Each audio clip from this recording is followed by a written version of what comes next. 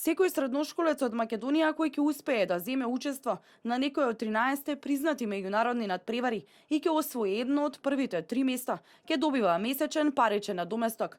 Заменик министерот за образование и наука Спиро Рисовски истакна дека оваа нова системска стимулативна мерка е дел од пакетот 40 мерки за млади.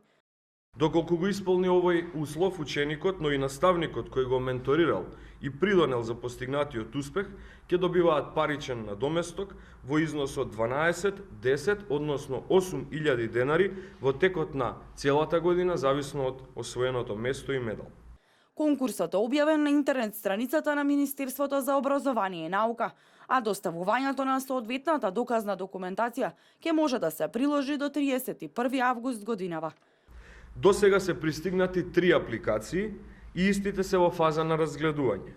Очекувам бројот да се зголеми со оглед на тоа што Република Македонија има добар потенцијал и исклучително квалитетни и талентирани ученици кои редовно и во голем број учествуваат на општинските и државни надпревари како основен предуслов за квалификација на настап на меѓународните олимпијади. Во периодот што следи, заменик министерот истакна дека ќе бидат исплатени еднократниот финансиски надомест во висина од 50% од просечната нето плата во земјата за учениците кои ќе освојат прво место на државен надпревар по сите предмети и еднократни надоместоци од 50, 40 и 30% од просечната нето плата. Следува и за учениците кои освоиле прво, второ или трето место на меѓународен надпревар од областа на математиката и природните науки.